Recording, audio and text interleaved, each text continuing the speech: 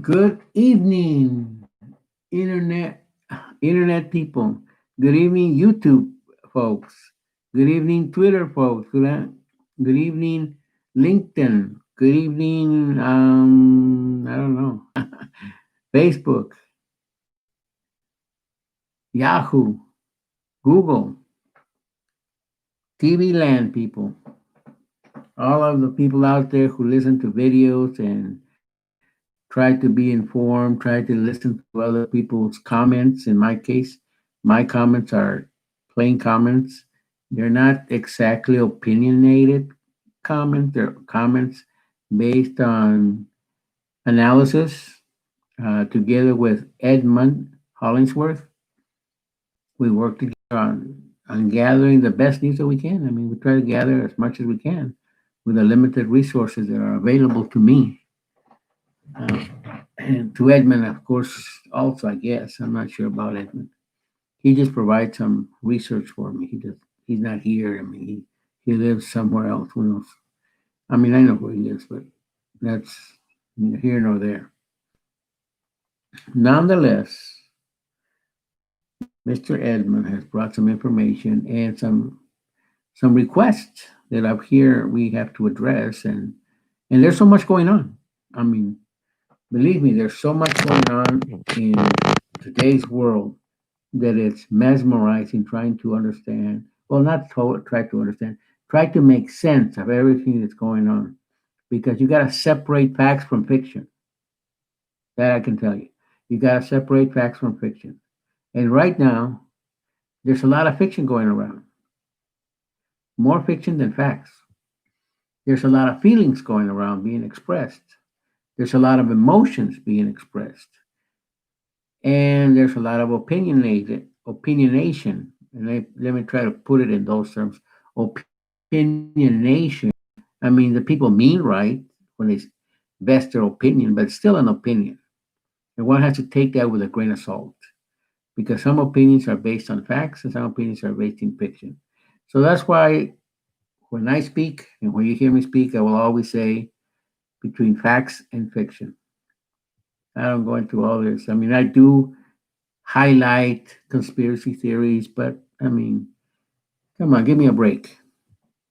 I understand that there's a lot of working people out there just like me, and today one of the things that Edmund brought to the fact to, the, to my attention is that some people have a misconception of those that didn't go to college.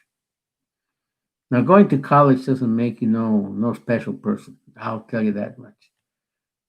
And you're hearing it from somebody who works right now on stupid jobs, and I'm not saying stupid because of the people who work there, but it's I mean they're mediocre jobs, and I can't get a job within my field and within my the amount of education that I have, which I mean it really doesn't bother me.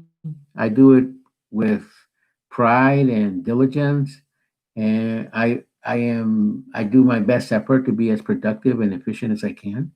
And that's what I can do. I mean, the employer pays me, and that's it. We do our job. If someday the employer says, "Well, hey, I saw your resume and I see you got all this experience and all this knowledge, so want to move you up the ladder," well, then we'll see what he has to offer. But at this point, I'm just a working hand, working two jobs, trying to pay the bills. And many other people out there, some finished high school, some barely finished, and some didn't finish. Yet they got jobs. They got skills. I commend all those people with skills. I wish I had some of those skills. Believe me, I wish I had some of those skills that some of those people have. And they learned it over life, or they learned from their parents, or they learned it from an uncle, they learned it from somebody, or they learned it on their own, or they went to the army and pick up those skills in the army.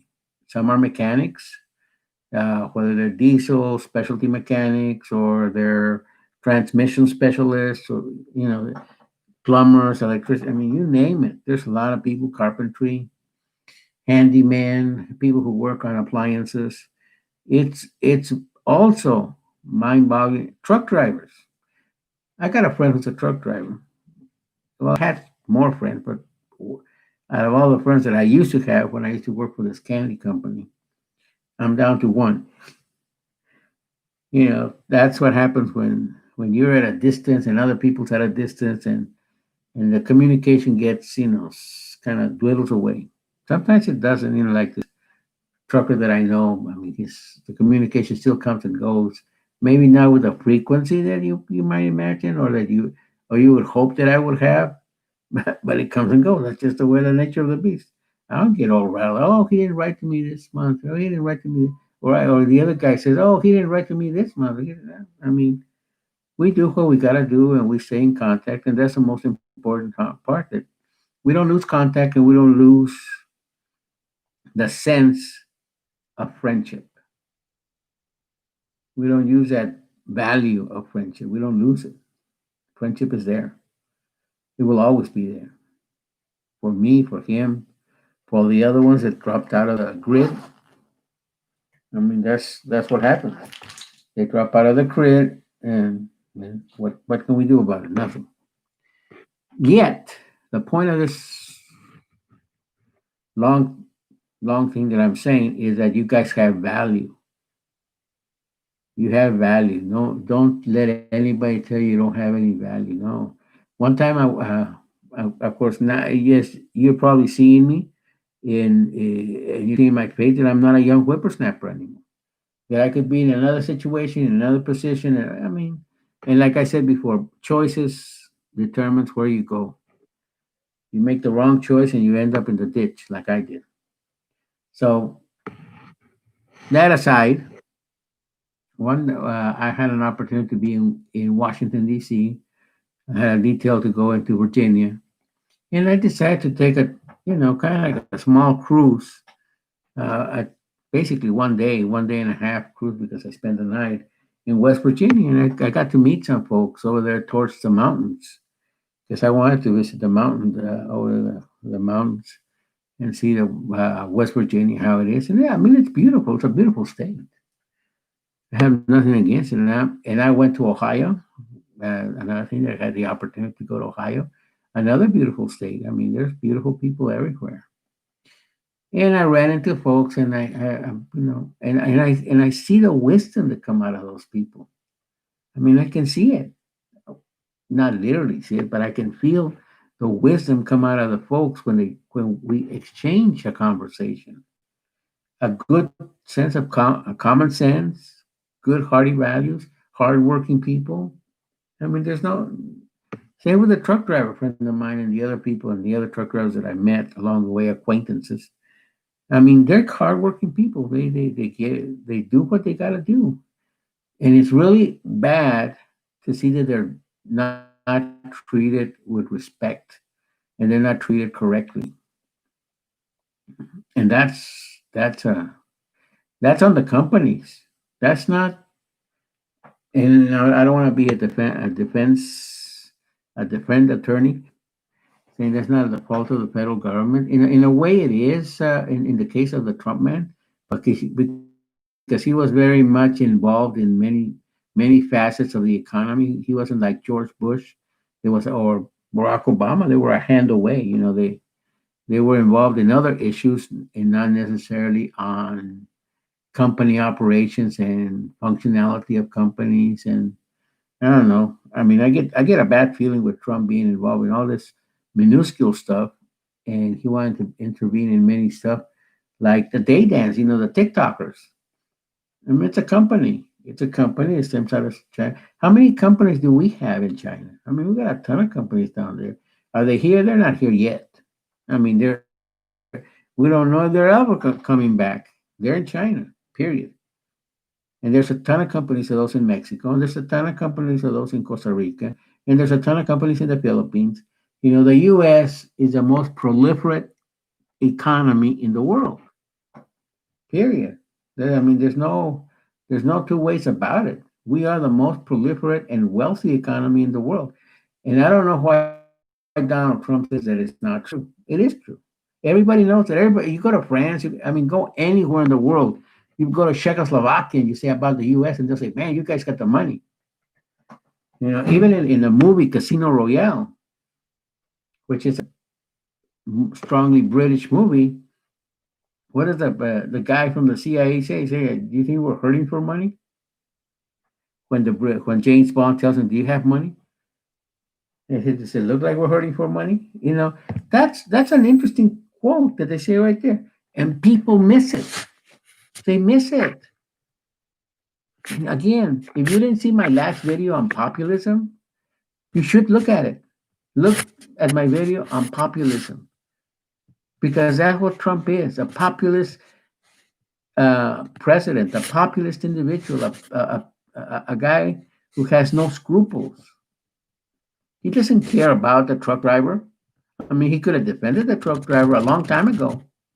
He acknowledged some truck drivers there for some executive order that he put in place with, I guess, with a few. I forgot what it was for. But what did the truck drivers get out of it going to the White House? I mean, did they get? I mean, why are they going on strike? Still to this moment, I don't understand. Edmund told me they're going on strike on the 29th of November. Like, why?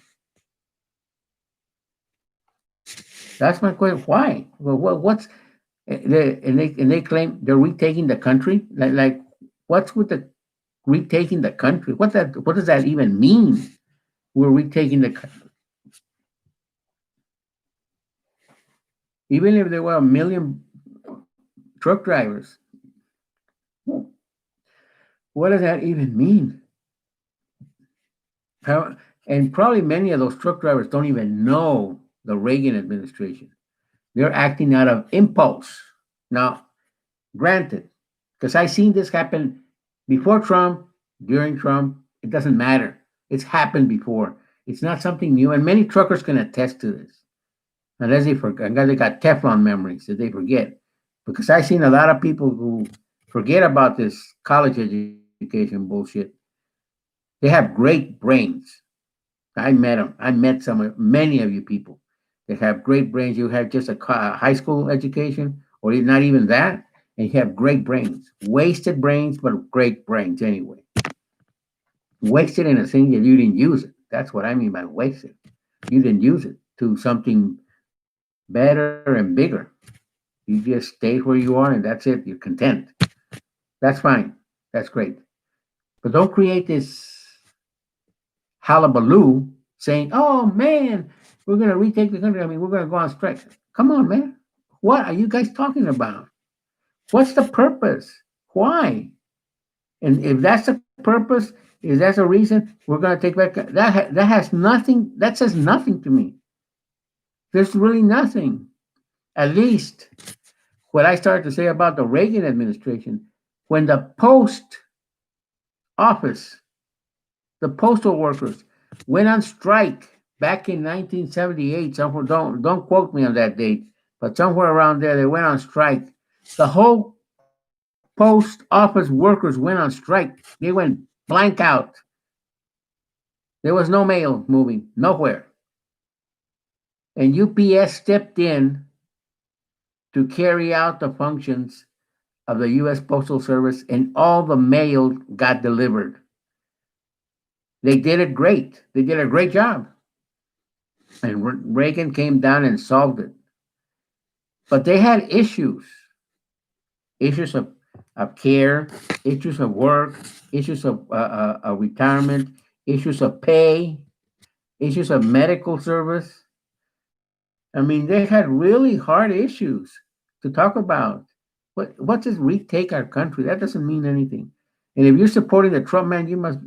Then I have to say, I'm sorry, I have to say this to you guys, but that's a stupid attitude.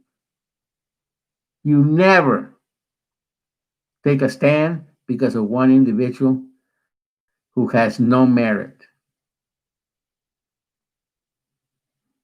Absolutely no merit.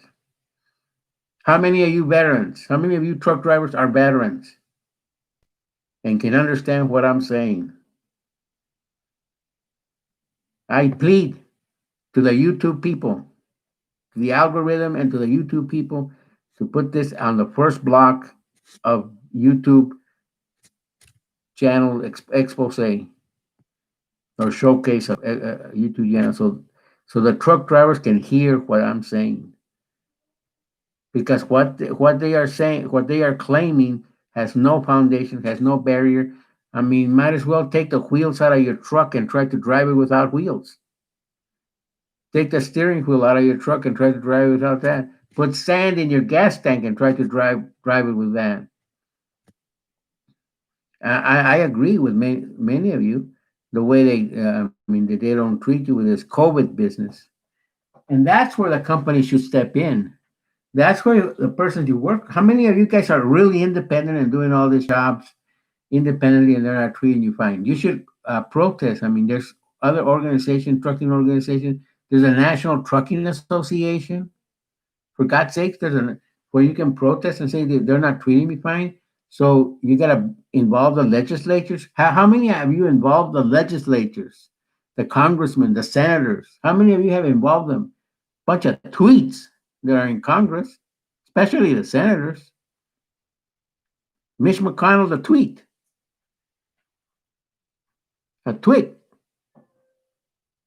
Same with the Lindsey Graham guy. They're a pair of homosexuals. And that I'm using that time not in a diminutive term. I hope the gay community doesn't take it wrong on the wrong side. What I said, which I don't mean to offend them, but back in the 50s, what I said was really meant something. And many of you truck drivers are very close to those years, so the 50s and 60s. So you know what when I say that, you know what I mean. That they're not honorable people. They don't. They're not worth the dime they stand on. So let's look closely at what you want to do, truck drivers. Okay, enough of the truck drivers. I already said my spiel on that. Okay, Edmund has brought another thing into my attention.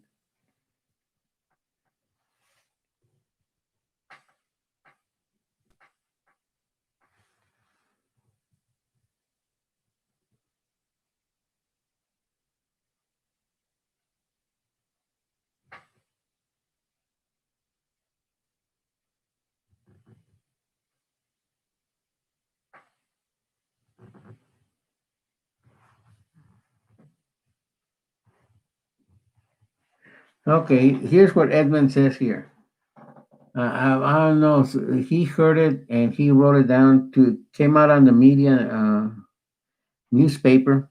See, I mean, I'm gonna try to get away from saying the media, newscasters, and the newspaper. This media crap has been rolling around in a negative connotation, and it doesn't mean anything.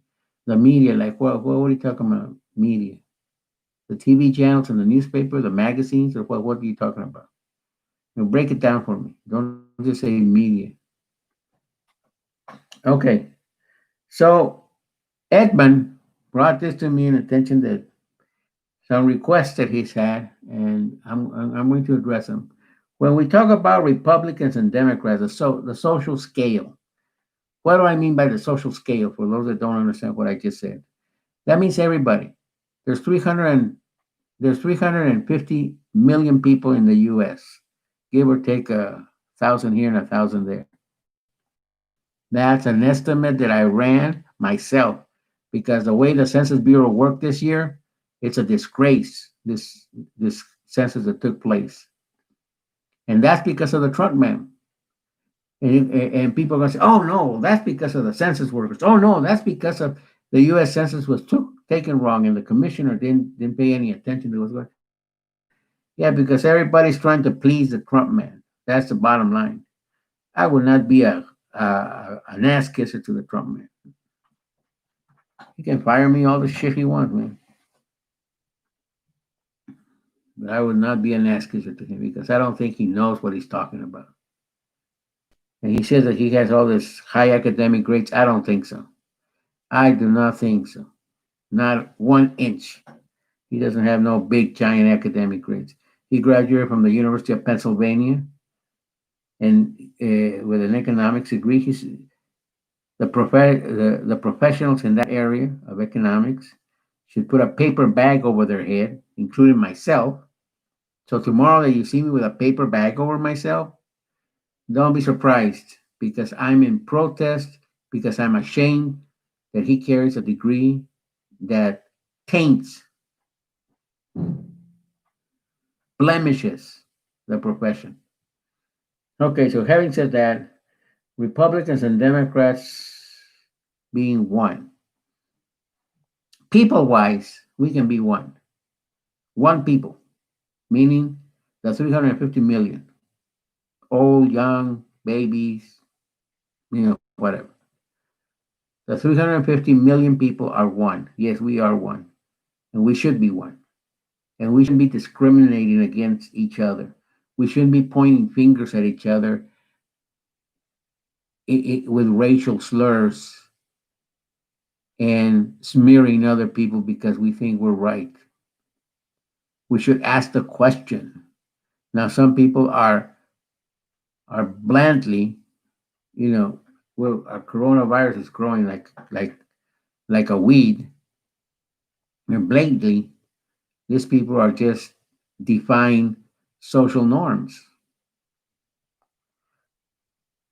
Now, if we all knew what everybody had, if we were very much aware of what the person across the street from me was, of the guy who's across the hall from me, the one who's sitting right across from me, and I had a perfect knowledge of what he's going through or what his emotions are, what his status, his status is.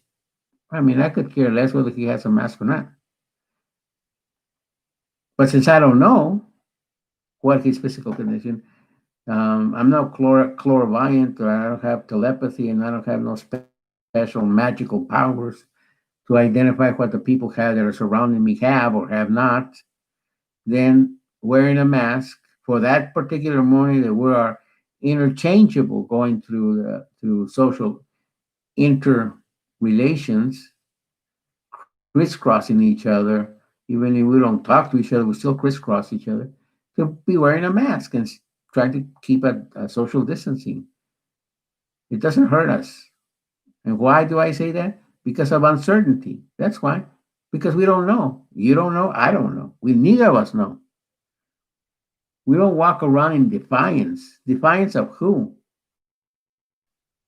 The only thing that you're defying is a disregard for the other person's well being. That's your only defiance.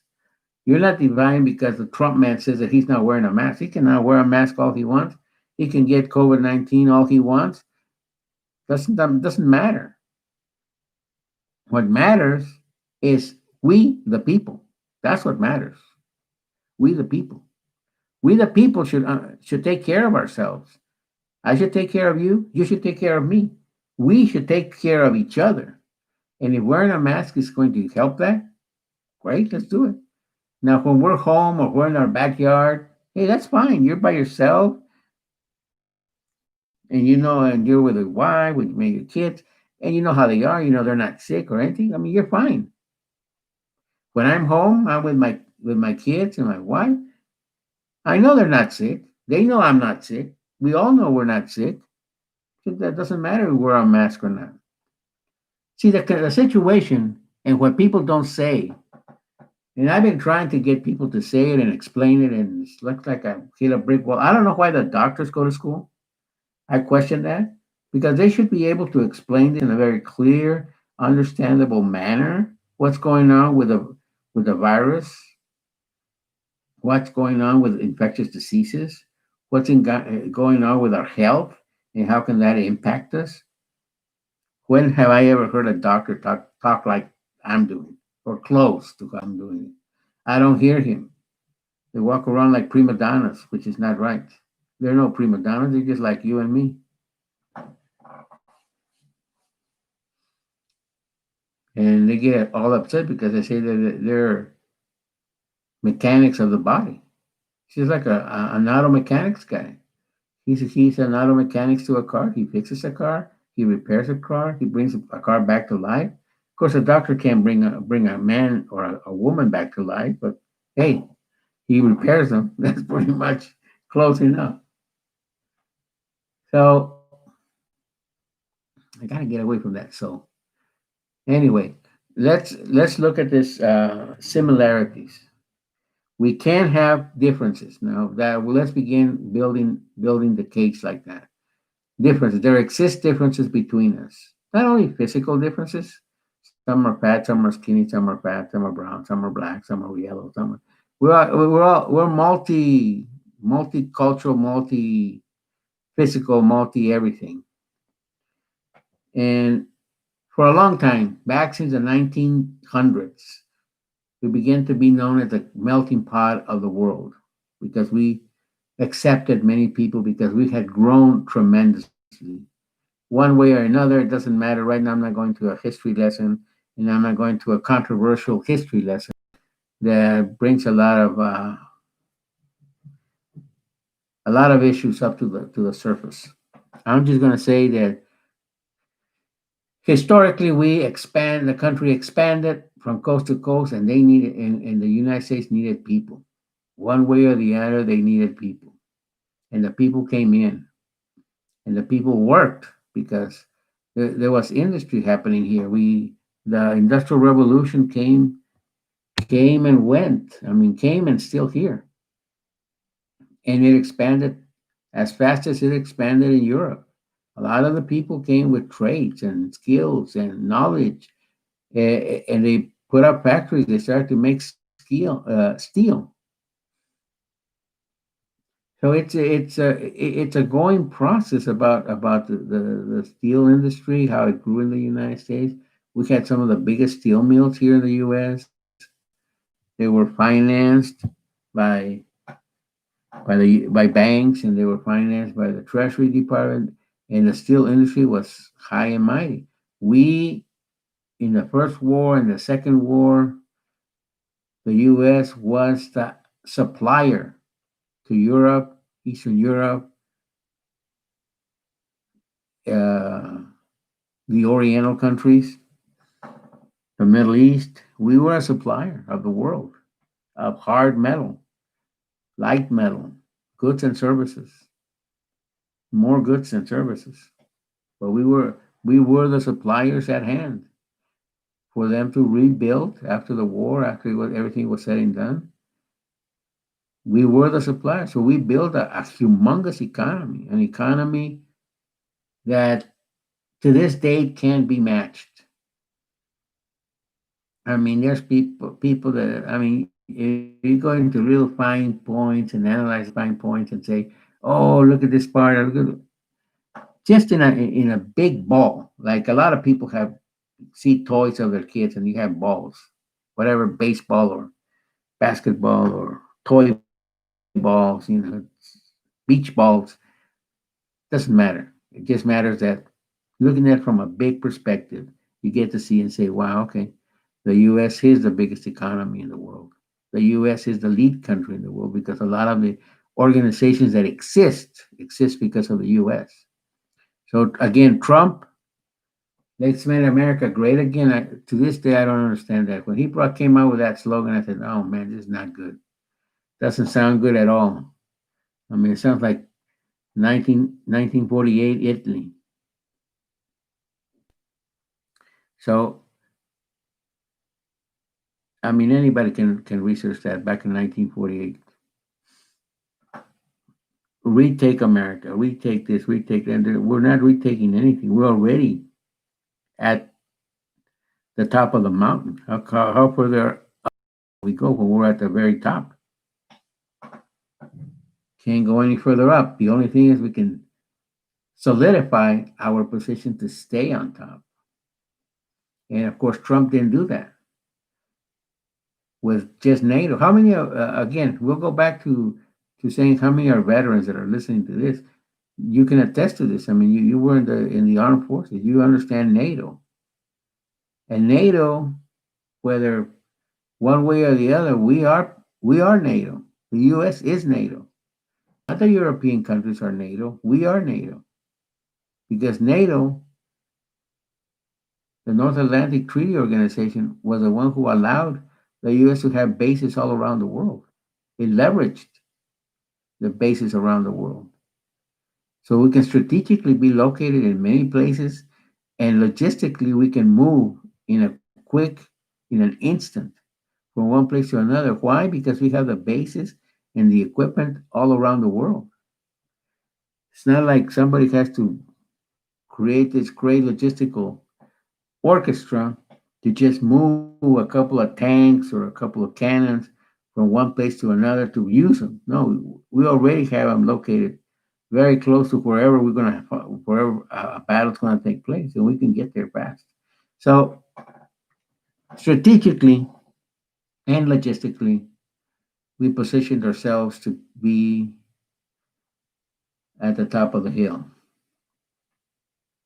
So let's go back to the people who are Republicans and the people who are Democrats. And like I said in my beginning videos, I am not neither Democrat or Republican. I'm an independent voter. Now, why do I get letters from both sides? I don't know. I'll never know. I've told them a million times. I lost count. How many times I've told the Republicans and the Democrats, I am neither of you guys, so why you keep sending me letters? They still do. So here, see, that should be something that should put you on the alert. Why do they keep sending you letters to somebody who is not and will never be a Republican or a Democrat or a Green Party, whatever? If I ever had the opportunity to run for office for a U.S. congressman or a senator, I would run as an independent, not in either party. Now I could affiliate with one section or the other section, but that's a choice. Yeah, maybe I'll make the right choice then, not like I did in a couple of years back that I made the wrong choice and I ended up in the ditch.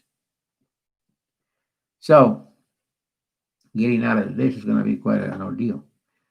So the Republicans and the Democrats, we need to agree to disagree, but also instead of saying just agree to disagree, we should try to understand each other, not just agree to disagree, but also to understand why a person is a Republican and why a person is a Democrat.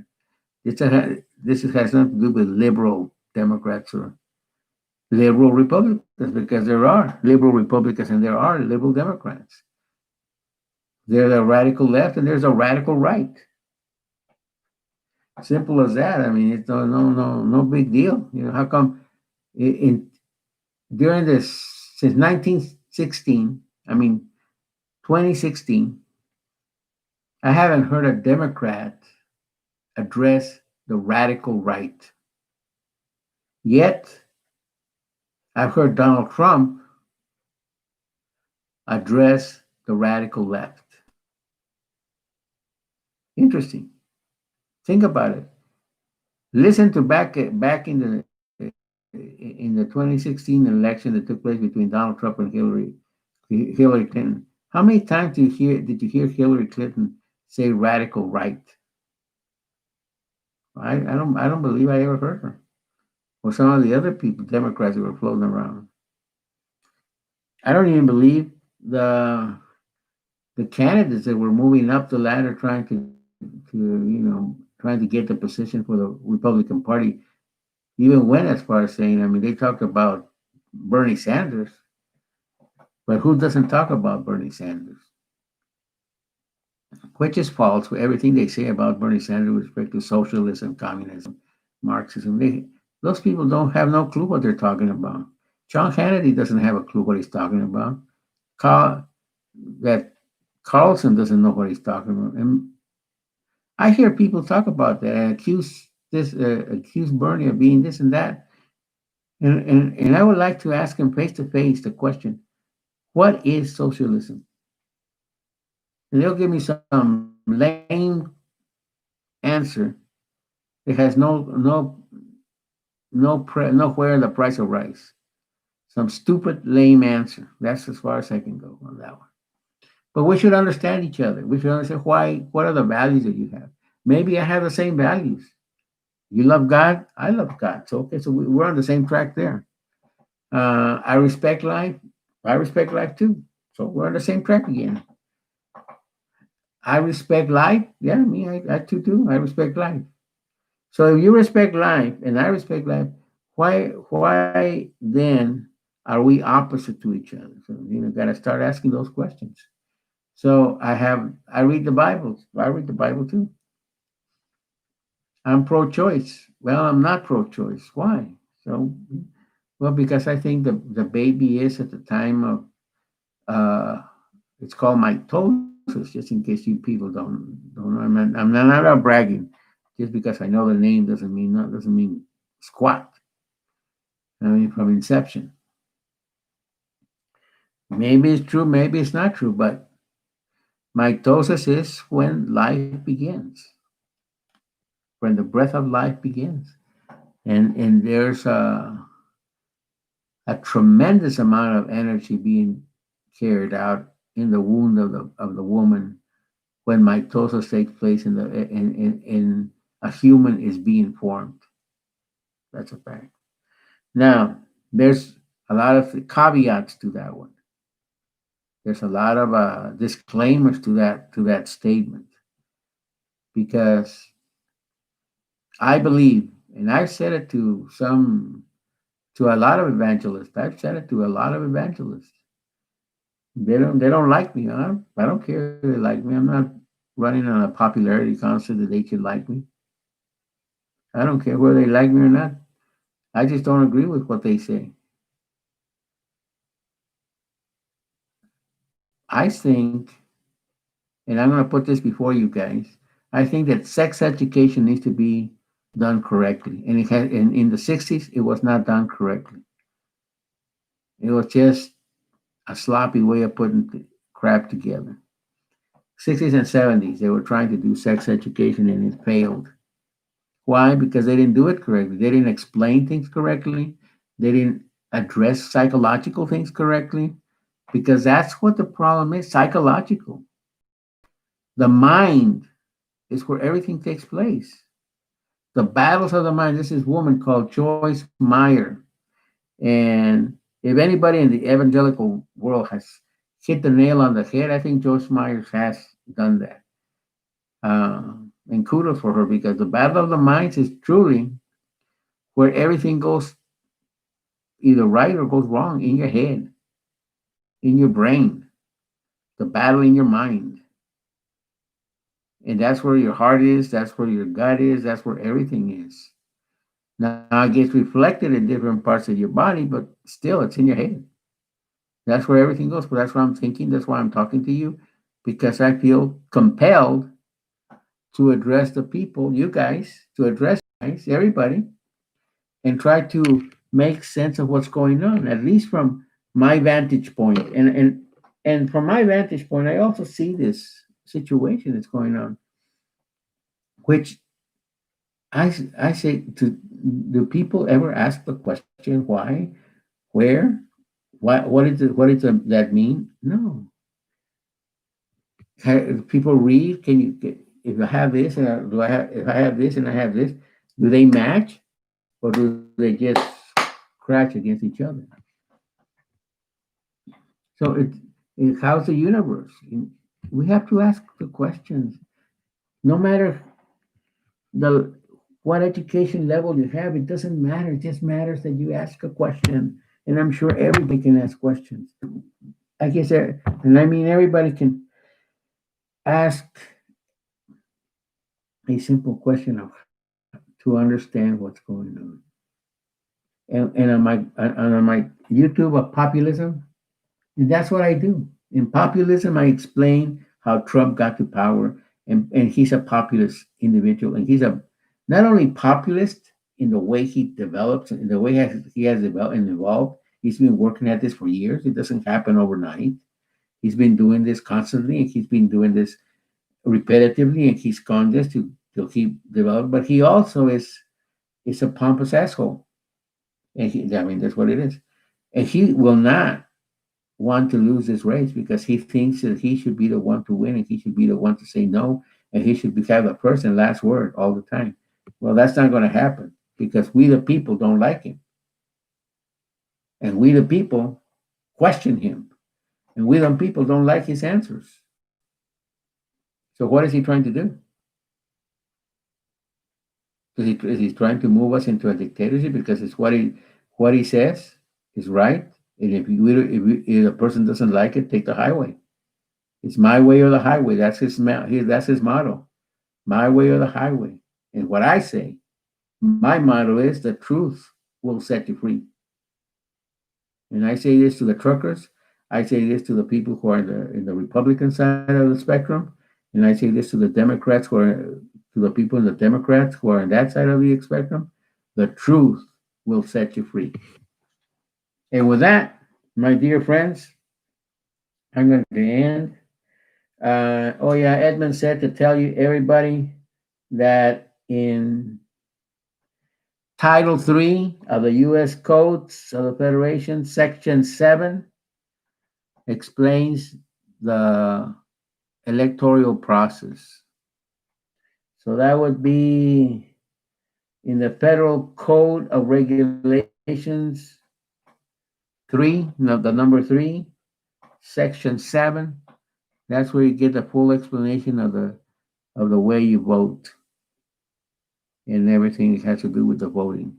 So that's important. I don't think there's much to say about that. It's kind of like a homework for you guys to look it up in the internet.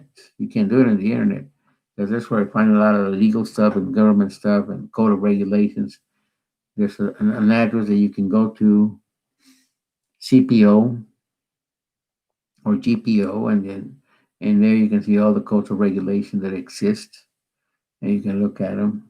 I was looking at the immigration one, which will have a special section on immigration also in what I'm talking to you guys about. So immigration plays a very important part in the U.S. and it's very poorly the way it's been handled from the Bush administration, even from the Clinton administration, all the way down to Trump. So all those people, uh, Slick Willie, Bill Clinton, Obama, I mean Bush, Obama, they all have done poorly in respect to immigration. They haven't done immigration reform. They haven't advocated for immigration. They haven't set out educational awareness flyers on what the process of immigration is with the U.S. They left it in a lofty way, and then Trump is raising his his shirt saying, "Oh yeah, yeah, I'm the guy who protects the border." You know what is he talking now? Protect the border. He goes out there and stands in front of a line that divides two countries. You know, and in Europe, here at least we have a river to the north, but up north with Canada, there's no river. It's just a line, just a fence that divides. It's a little fence, but it's still a fence. And some parts doesn't have a fence. If you go up there to Vancouver and you go up there to Saguashi or something like that, there's no fence. And there's other fence over there by Alberta and all these other countries going moving towards Montreal. But it's a little fence. It's no big deal. So is that what he's saying? Defend the border? Or is he really means the sovereignty of a country? Because if he means the sovereignty, the governance of that particular country and what it stands for, he's done a poor job of holding it together. I'll tell you that much. If I was president, I would understand the difference between the border and sovereignty. And he doesn't. He never has addressed sovereignty. Never. In all in all his years. In all his years that I've known about him. I never known the man. I never met the man personally, but since I've known him, and since I told Edmund about him, and I told him where to research some of these things and try to pull some information out. I tell you, the guy has never spoken about sovereignty. And there's a woman called Anne Curiel. I believe that's her last name. Don't quote me on it, but it's close enough. Who wrote a book on the border? So again, for somebody who's a lawyer, who has a law degree and who went through law school and doesn't know the difference between sovereignty and the border, that has a lot to say for that person. That has a lot to say for the character of that person and the values of that person. and the mindset of that person. So think about it, folks, what I said. And that's just one aspect. There's many aspects to talk about. And hopefully I can address as many as I can while I'm on this channel. And hopefully YouTube helps me. But that'd be wonderful. So, gentlemen, ladies and gentlemen of the United States, we the people, I bid you good night and may God bless you.